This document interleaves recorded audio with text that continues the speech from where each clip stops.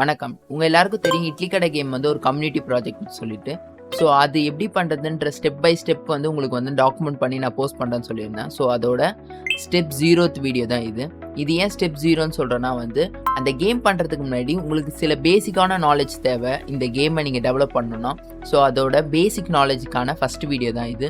So இந்த video யாருக்குன்னு பார்த்தீங்கன்னா இப்போ தான் நீங்கள் கேம் டெவலப்மெண்ட் பண்ணணுன்ற இன்ட்ரெஸ்ட்டில் இருக்கீங்க, எங்கே ஸ்டார்ட் பண்ணுறதுன்னு தெரியலனா இதுதான் உங்களோட first video. So let's get started. So உங்கள் நிறைய பேருக்கு வந்து கோட் மங்கின்ற யூடியூப் சேனல் தெரியும். ஸோ அதில் எப்படி டீச் பண்ணுறாங்களோ அந்த மாடலில் அதை இன்ஸ்பயர் பண்ணி தான் நான் ட்ரை பண்ண போகிறேன். பட் வந்து உங்களால் வந்து அந்த கோட் மங்கி யூடியூப் சேனலே பார்த்து கற்றுக்க முடியும்னா ஹைலி ரெக்கமெண்டட். ஏன்னா வந்து அவர்கிட்ட ஏகப்பட்ட வீடியோஸ் இருக்குது, ரொம்ப ரிசோர்ஸ் டென்ஸ்டான வீடியோஸ்லாம் நிறைய இருக்குது. நீங்கள் ஃபுல் ஃப்ளெஜ்டு கேம் டெவலப்பர் ஆகணும்னா அவரோட வீடியோவை ஃபாலோ பண்ணுங்கள்.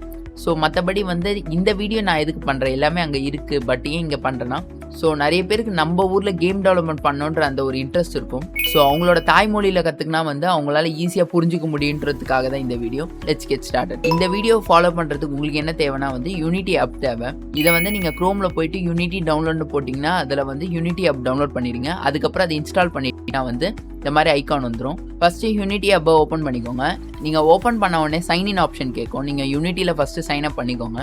பண்ணதுக்கப்புறம் உங்களோட விண்டோ வந்து இப்படி தான் இருக்கும், சின்னதாக ஓப்பன் ஆகிருக்கும். ஸோ இதிலே வந்து யூனிட்டி நீங்கள் வேறு எதனா கற்றுக்கணுன்னா வந்து யூனிட்டியே வந்து சில கோர்சஸ் ப்ரொவைட் பண்ணுவாங்க. அதையும் நீங்கள் கற்றுக்கிட்டிங்கன்னா உங்களுக்கு ஈஸியாக இருக்கும்.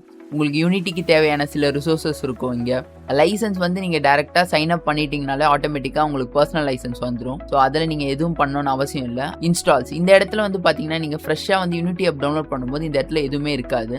இப்போ நம்ம டவுன்லோட் பண்ணது வந்து ஆக்சுவலாக யூனிட்டி கிடையாது, யூனிட்டி ஆப். யூனிட்டின்றது வந்து இதுதான், இந்த ப்ரோக்ராம் தான். எல்டிஎஸ்னா லாங் டேர்ம் சப்போர்ட். இந்த லாங் டேர்ம் சப்போர்ட்னா வந்து இந்த வெர்ஷனுக்கு வந்து யூனிட்டி வந்து அடுத்தடுத்த அப்டேட் பக்ஸ் ஃபிக்ஸஸ்லாம் பண்ணுவாங்க. இந்த வெர்ஷன் வந்து ஸ்டேபிளாக இருக்கும். நீங்கள் வந்து ஒரு கேமை வந்து பப்ளிஷ் பண்ணணும்னு நினைக்கிறீங்கன்னா எப்போவுமே வந்து கேம் இன்ஜின் வந்து ஸ்டேபிள் வெர்ஷனில் இருக்கிறது தான் நல்லது. ப்ரீ ரிலீசஸில் பார்த்தீங்கன்னா வந்து ஆல்ஃபா பீட்டான்லாம் இருக்கும். இதெல்லாம் எதுக்குன்னு பார்த்தீங்கன்னா இப்போ புது ஃபீச்சர் எதனா வந்து யூனிட்டி கொண்டு வராங்கன்னா அதை வந்து டெஸ்ட் பண்ணி பார்க்கறதுக்கு தான். பட் வந்து இது அவ்வளோவா நம்ம 99% நம்ம யாரும் யூஸ் பண்ண மாட்டோம். ஏன்னா நம்ம கேமை ரிலீஸ் பண்ண தான் நினைப்போம், யூனிட்டியை டெஸ்ட் பண்ண இருக்கும்னு நினைக்க மாட்டோம் மோஸ்ட்டாக. ஸோ இதெல்லாம் நீங்கள் விட்டுருங்க. நீங்கள் இன்ஸ்டால் பண்ண என்ன பண்ணணும்னா இன்ஸ்டால் எடிட்டருக்கு போயிட்டு அஃபிஷியல் ரிலீசஸில் போய் பாருங்கள். அஃபிஷியல் ரிலீசஸில் வந்து எல்டிஎஸ்னு இருக்கா, எல்டிஎஸ்னு இருக்குன்னா நீங்கள் தைரியமாக டவுன்லோட் பண்ணிக்கலாம். நீங்கள் ஓகே இப்போத்திய லேட்டஸ்ட் வெர்ஷன் அதுதான் போகணுன்ற எந்த அவசியமும் இல்லை. நீங்கள் பிகினராக இருக்கும்போது யூனிட்டி 6க்கும் யூனிட்டி 2022க்குமே பெரிய வித்தியாசம் இருக்காது, ரெண்டுமே சிமிலர் தான். ரெண்டுத்தாலையுமே சேம் லெவல் ஆஃப் கேம்ஸ் வந்து உங்களால் க்ரியேட் பண்ண முடியும். ஸோ இங்கே பார்த்தீங்கன்னா வந்து எல்டிஎஸ் இல்லாமல் சப்போர்ட்டட் வெர்ஷன் இருக்கா, ரெக்கமெண்டட் போட்டிருக்காங்க. ஸோ வந்து என்னென்னா எல்டிஎஸும் சப்போர்ட்டட் வெர்ஷனும் மோரார்லெஸ் சேம் தான். இதுவும் வந்து ஸ்டேபிளாக இருக்கும். ஸோ ப்ரீ ரிலீஸ் அதுக்கப்புறம் இதுக்குள்ளே போனீங்கன்னா அதர் வெர்ஷன்ஸ், இதுக்கு முன்னாடி இருக்க வெர்ஷன்ஸ்லாம் இருக்கும். நீங்கள் ஒன்றுமே பண்ண வேணாம்.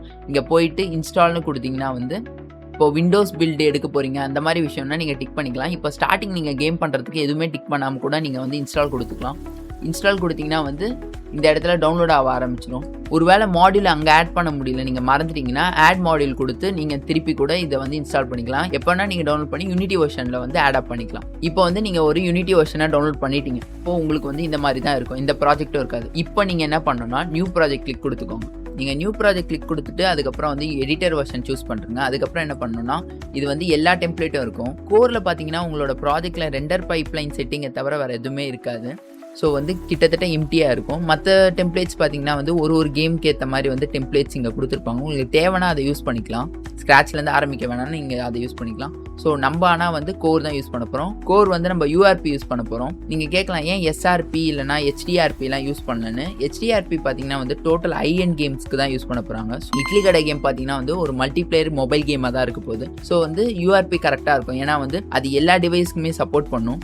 அதே மாதிரி எஸ்டிஆர்பி வந்து அவுடேட்டட். மோஸ்ட்டாக நீங்கள் இண்டி கேம்னு ஒன்று கிரியேட் பண்ணிங்கன்னா யூஆர்பி தான் யூஸ் பண்ணுவீங்க. ஸோ மற்றதும் தெரிஞ்சு வச்சுக்கோங்க. என் கேஸ் வேறு எதனா நீங்கள் கிரியேட் பண்ணும்போது இங்கே ஏஆர் விஆர் அப்புறம் வந்து மிக்ஸ்டு ரியாலிட்டிக்கெலாம் வந்து கோர் இருக்குது. ஒருவேளை நீங்கள் வந்து மெட்டா குவெஸ்ட் இந்த மாதிரி விஷயத்துக்குலாம் வந்து நீங்கள் கேம் பண்ணுறீங்க இல்லை ஒரு அப்ளிகேஷன் பண்ணுறீங்கன்னா நீங்கள் இதை யூஸ் பண்ணுவீங்க, அவ்வளோதான். ஸோ இந்த சைடில் வந்து பார்த்தீங்கன்னா வந்து யூனிட்டி ஆர்கனைசேஷன் இதெல்லாம் வந்து நீங்கள் ஆல்ரெடி சைன் அப் பண்ணும்போது டிஃபால்ட்டாக ஒரு நேம் இருக்கும். ஸோ அதுதான் நீங்கள் வேணும்னா வந்து உங்களோட கேம் ஸ்டுடியோ நேம் இங்கே வச்சுக்கலாம். உங்களோட ப்ராஜெக்ட் நேம் கொடுத்துருங்க. அதுக்கப்புறம் அதோட லொக்கேஷன் உங்களோட கம்ப்யூட்டரில் அது எந்த லொக்கேஷனில் இருக்கணுமோ அதை கிளிக் கொடுத்துக்கோங்க. கொடுத்துட்டு இது யூனிட்டி வெர்ஷன் கண்ட்ரோல். இது என்னன்னா வந்து நீங்க கேம் வந்து வேற யார் கூடயாச்சும் கொலாபரேட் பண்ணி பண்ண போறீங்க, தனியா பண்ணலன்னா இதை யூஸ் பண்ணுங்க. ஸோ நீங்க தனியா ஒர்க் பண்ணா கூட இது யூஸ் பண்றது நல்லது. எதனா ஒரு பிரச்சனைன்னு வரும்போது நீங்க ப்ரீவியஸ் வெர்ஷன் போயிட்டு வந்து நீங்க வந்து அதை ரெக்டிஃபை பண்ண முடியும். ஸோ அதுக்கு தான் இது.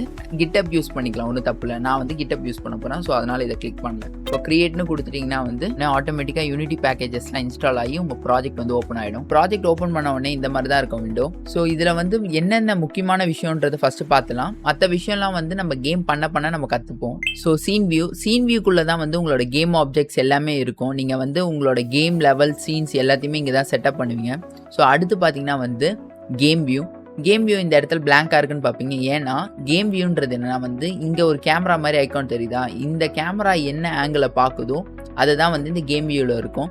சீன் வியூவில் இருந்து பிளேன் கொடுத்தீங்கன்னா வந்து அது கேம் வியூக்கு ஸ்விட்ச் ஆகிடும். ஸோ அப்போ தான் வந்து இந்த கேம் வியூன்றது தான் வந்து உங்கள் கேம் ப்ளே பண்ணுறதுக்கு. அடுத்து பார்த்தீங்கன்னா வந்து ஹைரார்கி விண்டோ.